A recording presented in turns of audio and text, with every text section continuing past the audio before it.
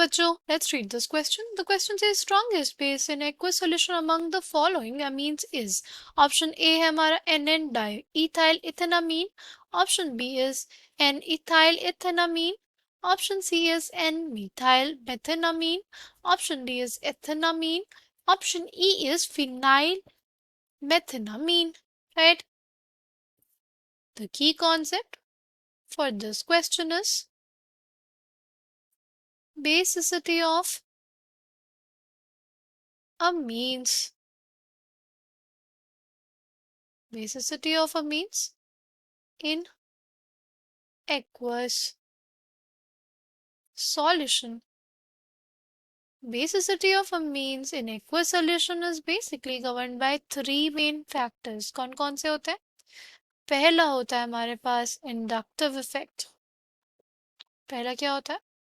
Inductive effect. अगर हम लोग बात करते हैं इंडक्टिव इफेक्ट की, सी सपोज हमारे पास कोई प्राइमरी अमीन है, तो इस पे H+ का एडिशन हुआ, तो बेसिकली हमारे पास क्या बन जाता है? हमारे पास कुछ ऐसी स्पीशीज बन गई. राइट? ये जो हमारा फॉर्म्ड कैटायन है, ये इस R के इंडक्टिव इफेक्ट की वजह से स्टेबल रहेगा कुछ हद तक. राइट? नेक्स्ट क्या है हमारे पास? नेक्स्ट है हमारा secondary amine. Right? Secondary amine में क्या होता है हमारे पास? सेकेंडरी अमीन में बेसिकली ये स्पीशीज फॉर्म हुई. देखो यहाँ पे दो एल्किल ग्रुप्स हैं, जो हमारे पास ये जो फॉर्म्ड कैटायन है उसको क्या करेंगे? वो उसको स्टेबलाइज कर देंगे. राइट? अगर नेक्स्ट की बात करें, नेक्स्ट है हमारे पास टर्शरी अमीन. टर्शरी अमीन में अगर H+ का एडिशन हुआ, तो ये सबसे ज्यादा स्टेबलाइज्ड होगा, बिकॉज इसमें तीन एल्किल ग्रुप स्टेबलाइज करेंगे किसको? हमारे कैटायन को. राइट? तो इंडक्टिव इफेक्ट के अकॉर्डिंग जो ऑर्डर आना चाहिए वो आना चाहिए सबसे ज्यादा 3 डिग्री अमीन का, फिर 2 डिग्री अमीन का, और फिर 1 डिग्री अमीन का. अगर बात करते हैं नेक्स्ट फैक्टर की, नेक्स्ट फैक्टर होता है स्टेरिक फैक्टर. स्टेरिक फैक्टर क्या होता है? सी ये जो हमारे पास एल्किल ग्रुप्स अटैच्ड होते हैं हमारे टर्शरी अमीन से, ये नो डाउट इस पे इलेक्ट्रॉन डेंसिटी बढ़ाते हैं. बट अगर ये ग्रुप्स बहुत ज़्यादा बल्की हुए, तो ये लोन पेयर की अवेलेबिलिटी को कम कर देते हैं. अगर आइसोप्रोपाइल या ब्यूटाइल ग्रुप रहा, तो वो जो स्पीशीज है वो रीच ही नहीं कर पाएगी किसको? हमारे लोन पेयर्स को. यानी इसकी जो बेसिसिटी है वो क्या हो जाएगी? बहुत ही ज़्यादा कम हो जाएगी.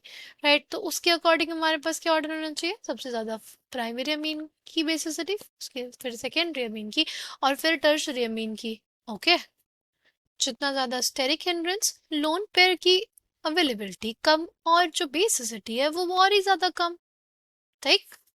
नेक्स्ट फैक्टर को डिस्कस करें. नेक्स्ट फैक्टर है हमारे पास सॉल्वेशन एनर्जी. अगर हम लोग सॉल्वेशन एनर्जी की बात करते हैं, तो हमारे पास क्या होता है? जैसे हमारी पास जो ये कैटायन था, राइट, जो फॉर्म्ड कैटायन था, ये ज्यादा स्टेबलाइज्ड होगा किसकी वजह से? सपोज हमारे पास सॉल्वेंट वाटर है, तो क्या होगा? ये वाटर से ज्यादा हाइड्रोजन बॉन्डिंग बनाएगा. Right? It will form 3 hydrogen bonds. Right? It will form 3 hydrogen bonds, यानी ये सबसे ज्यादा स्टेबल. अगर हमारे पास सेकेंडरी वाली की बात करें, तो देखो सेकेंडरी वाला जो होगा हमारे पास, वो कुछ 2 ही हाइड्रोजन बॉन्ड बना पाएगा. राइट? और अगर हम लोग बात करते हैं टर्शरी वाले कैटायन की, तो वो सिर्फ और सिर्फ एक ही हाइड्रोजन बॉन्ड बना पाएगा. राइट? तो इसके अकॉर्डिंग सबसे ज्यादा सॉल्वेशन एनर्जी किसकी?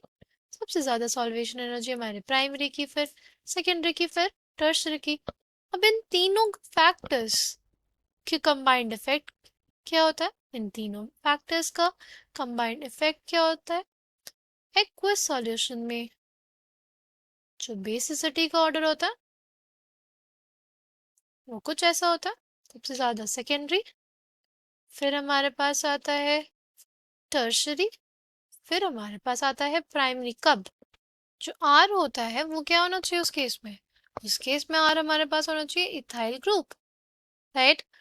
अगर हमारे पास मीथाइल ग्रुप प्रेजेंट है, आर अगर हमारा मीथाइल ग्रुप है, उसके लिए जो ऑर्डर आता है इन एक्वस सॉल्यूशन वो होता है सबसे ज्यादा सेकेंडरी अमीन, फिर हमारे पास आती है प्राइमरी अमीन, और फिर हमारे पास आता है tertiary Amin, right? This is for basicity of amines in aqueous solution. Basicity of amines in aqueous solution.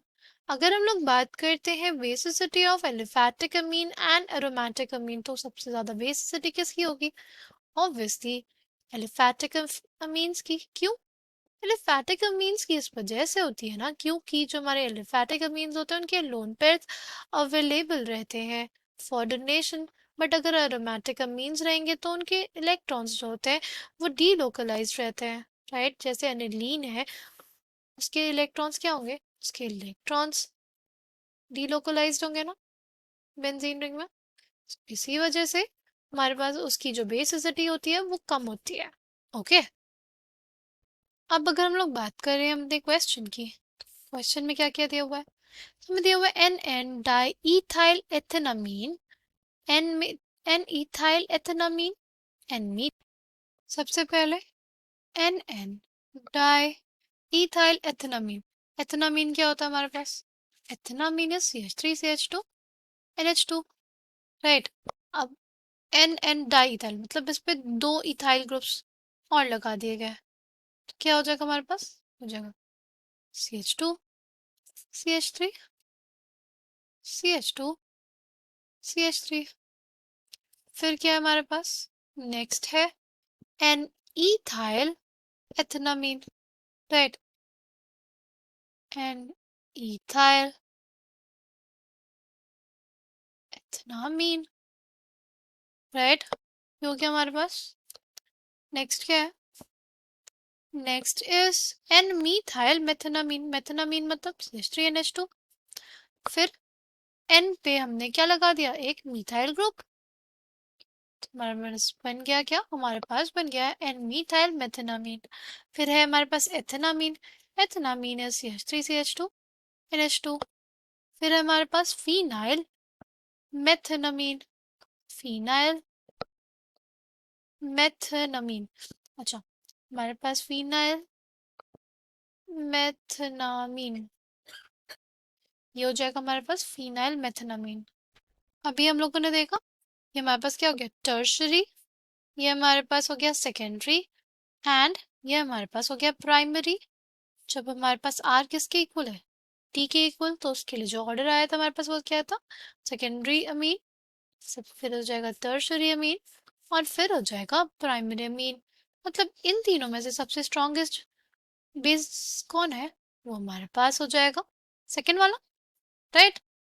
और इन दोनों को अगर हम लोग देखें तो यहाँ पे क्या है? पीएच है, ये कैसा इफेक्ट लगाएगा? ये लगाता है -I इफेक्ट, और इसकी वजह से हमारे पास ये जो लोन पेयर है उसकी अवेलेबिलिटी कम होगी, और इसी वजह से ये हमारा सबसे ज्यादा बेसिक नहीं हो पाएगा। ओके, फिर इसकी बात करते हैं। अब इन दोनों में हमें डिसाइड करना होगा किसकी बेसिसिटी ज्यादा। सी यहाँ पे ये ज्यादा बल्कि ग्रुप है, राइट? बल्कि ग्रुप पे ज्यादा इंडक्टिव इफेक्ट लगाएगा, और इसलिए हमारे पास बेसिसिटी किसकी ज्यादा? सेकेंड वाले की। Coming back to the question, correct answer for this question will be option B. I hope you understood it well. Thank you and all the best.